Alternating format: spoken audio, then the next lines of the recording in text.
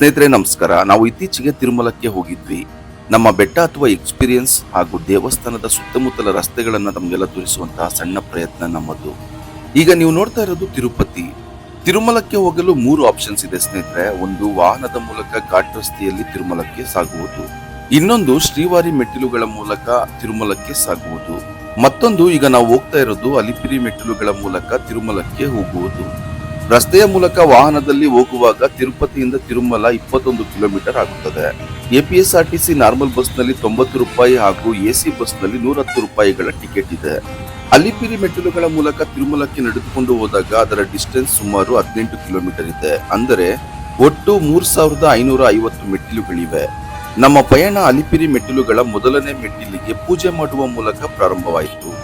ಈ ಕ್ಷೇತ್ರಕ್ಕೆ ಹೋಗುವಾಗ ಆ ಎಕ್ಸ್ಪೀರಿಯನ್ಸೇ ಬೇರೆ ಅಂತಾನೆ ಹೇಳ್ಬೋದು. ಆ 7 ಬೆಟ್ಟಗಳ ಮೇಲಿರುವ ಪರಮಾತ್ಮನನ್ನು ಕಣ್ತುಂಬಿಕೊಳ್ಳಲು ಆತುರತೆ ಹೆಚ್ಚೇ ಇರುತ್ತದೆ. ಪೂಜೆಗೆ ಅಂತ ತೆಂಗಿನಕಾಯಿ ಕರ್ಪೂರ ಎಲ್ಲ ತಗೊಂಡು ಅಲಿಪಿರಿಯ ಮೊದಲ ಮೆಟ್ಟಿಲ ಬಳಿ ಹೋದೆವು.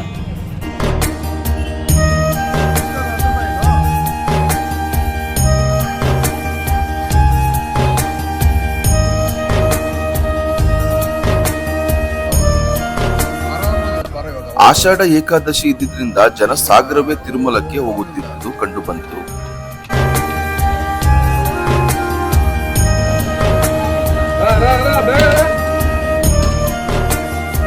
ಮೊದಲ ಮೆಟ್ಟಿಲ ಬಳಿ ಪೂಜೆ ಅಂತೂ ಆಯ್ತು. ಹಾಗೆ ಮುಂದೆ ನೋಡಿದ್ರೆ ಬೃಹತ್ ಗಾಳಿ ಗೋಪುರ ಕಣ್ಣಿಗೆ ಬೀಳುತ್ತೆ. ಅದ್ಭುತವಾದ ದೃಶ್ಯ ಇದಾಗಿತ್ತು.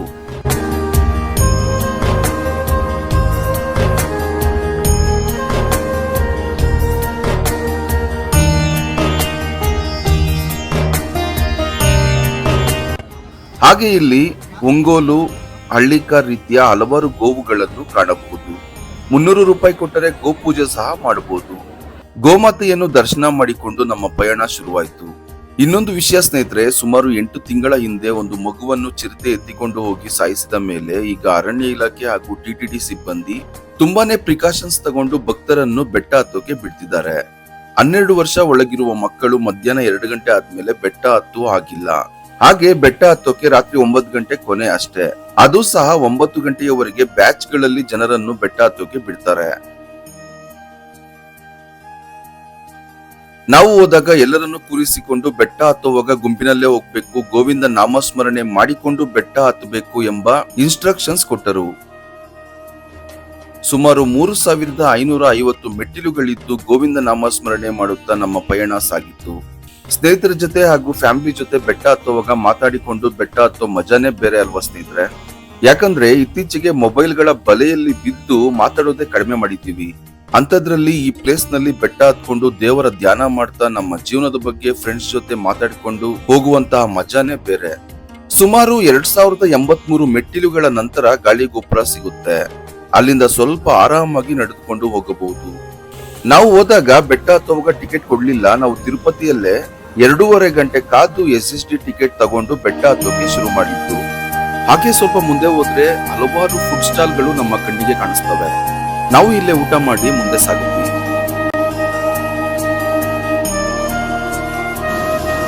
ಚಿಕ್ಕದು 40, ದೊಡ್ಡದು 70, ಮೀಡಿಯಮ್ 50. ಎಲ್ಲೋ ತಿನ್ನೋಣ ಬರೋ. ಸ್ವಲ್ಪ ಗಾಳಿ ಆಡೋದು.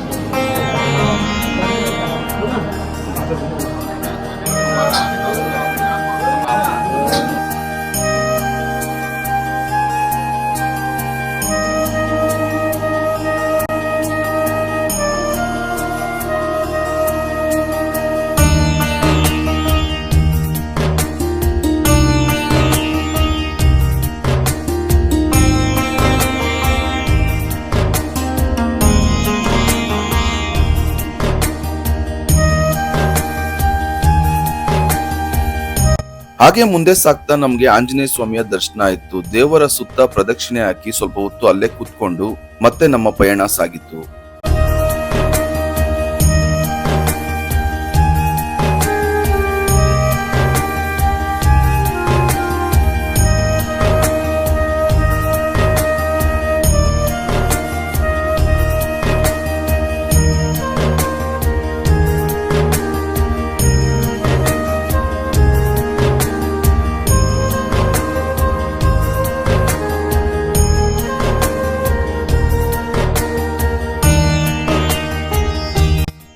ಅಲ್ಲಲ್ಲಿ ಸೆಕ್ಯೂರಿಟಿ ಅವರು ಇರ್ತಾರೆ. ರಾತ್ರಿ ವೇಳೆ ತುಂಬಾ ಹೊತ್ತು ಕೂತ್ಕೊಳ್ಳಕ್ಕೆ ಬಿಡ್ತಾ ಇರ್ಲಿಲ್ಲ.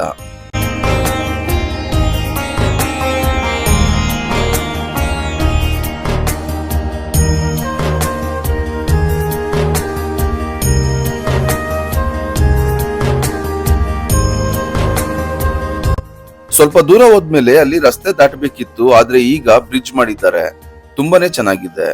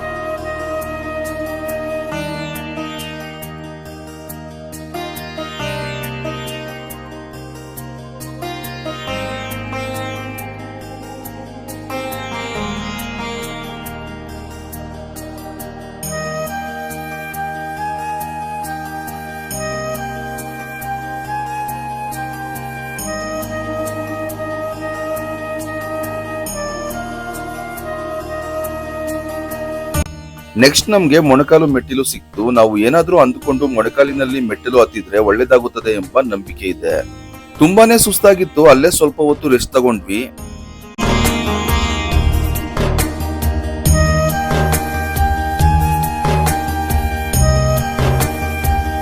ಫೈನಲಿ 3550ನೇ ಮೆಟ್ಟಿಲು ಸಿಕ್ತು ಸ್ನೇಹಿತರೆ. ನಮಸ್ಕಾರ ಮಾಡಿಕೊಂಡು ನಮ್ಮ ಬೆಟ್ಟ ಹತ್ತುವ ಕಾಯಕವನ್ನ ಸಕ್ಸಸ್ಫುಲ್ ಆಗಿ ಕಂಪ್ಲೀಟ್ ಮಾಡಿದ್ವಿ. ಚಿರತೆಗಳು ಈಗಲೂ ಇವೆ, ಯಾಕಂದ್ರೆ ಇದು ಅರಣ್ಯ ಪ್ರದೇಶ ಆದ್ರಿಂದ ರಾತ್ರಿ ಹೊತ್ತು ಯಾರೆಲ್ಲ ಬೆಟ್ಟ ಹತ್ತೀರಾ ಹುಷಾರಾಗಿರಿ, ಗುಂಪಿನಲ್ಲೇ ಸಾಗಿ ಸ್ನೇಹಿತರೆ. ರಾತ್ರಿ ಎಲ್ಲ ಬುಕ್ ಮಾಡಿಕೊಂಡ ರೂಮ್ ನಲ್ಲಿದ್ದು ಬೆಳಗ್ಗೆ ಎದ್ದು ರೆಡಿಯಾಗಿ ದೇವಸ್ಥಾನದ ಕಡೆಗೆ ಹೋದೆವು. 1 ವರ್ಷದ ಒಳಗಿನ ಮಕ್ಕಳಿಗೆ ಹಾಗೂ ವಯಸ್ಸಾದವರಿಗೆ ಶೀಘ್ರ ದರ್ಶನ ಆಗುತ್ತದೆ. ಭೂವೈಕುಂಠದ ಒಡೆಯನ್ನ ನೋಡಲು ಕಾತುರತೆ ಹೆಚ್ಚೇ ಇತ್ತು. ಶ್ರೀ ವೆಂಕಟೇಶ್ವರ ಸ್ವಾಮಿಯ ದೇವಸ್ಥಾನದ ಮುಂಭಾಗದ ದೃಶ್ಯ ಇದು.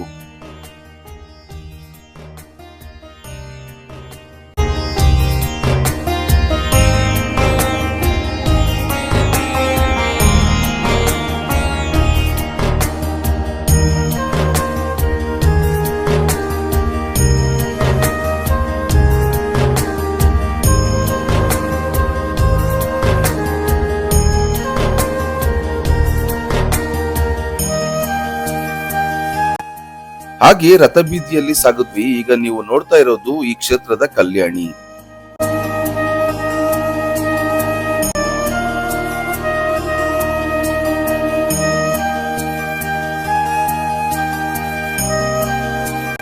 ಈ ಕ್ಷೇತ್ರದ ನಂಬಿಕೆಯ ಪ್ರಕಾರ ಮೊದಲು ವರಾಹ ಸ್ವಾಮಿಯ ದರ್ಶನ ಪಡೆದು ನಂತರ ವೆಂಕಟೇಶ್ವರ ಸ್ವಾಮಿಯ ದರ್ಶನ ಪಡೆದರೆ ಪೂರ್ಣ ದರ್ಶನ ಭಾಗ್ಯ ಸಿಗುತ್ತದೆ ಎಂಬ ನಂಬಿಕೆ. ಅದೇ ರೀತಿ ನಾವು ವರಾಹ ಸ್ವಾಮಿಯ ದರ್ಶನ ಪಡೆದು ನಂತರ ದೇವರ ದರ್ಶನ ಪಡೆಯಲು ಸಾಗಿದ್ದೆವು. ಸುಮಾರು 9 ಗಂಟೆಗಳ ನಂತರ ದೇವರ ದರ್ಶನ ಆಯ್ತೀರಾ? ನಿಮಗೆ ಎಷ್ಟು ಗಂಟೆಗಳಲ್ಲಿ ದರ್ಶನ ಆಯ್ತು ಕಮೆಂಟ್ ಮಾಡಿ ತಿಳಿಸಿ ಸ್ನೇಹಿತರೆ. ದರ್ಶನದ ನಂತರ ವಿಶ್ವ ಪ್ರಸಿದ್ಧ ಲಡ್ಡು ಪಡೆದು ಪ್ರಸಾದ ತಿಂದ್ವಿ. ಅದ್ಭುತ ಅಂತಾನೆ ಹೇಳ್ಬೋದು. ಈ ವಿಡಿಯೋ ನಿಮ್ಗೆ ಇಷ್ಟ ಆಗಿದ್ರೆ ಲೈಕ್ ಮಾಡಿ ಸ್ನೇಹಿತರೆ. ಹಾಗೆ K07 ಚಾನಲ್ಗೆ ಸಬ್ಸ್ಕ್ರೈಬ್ ಆಗಿ ಸಪೋರ್ಟ್ ಮಾಡಿ. ಧನ್ಯವಾದಗಳು.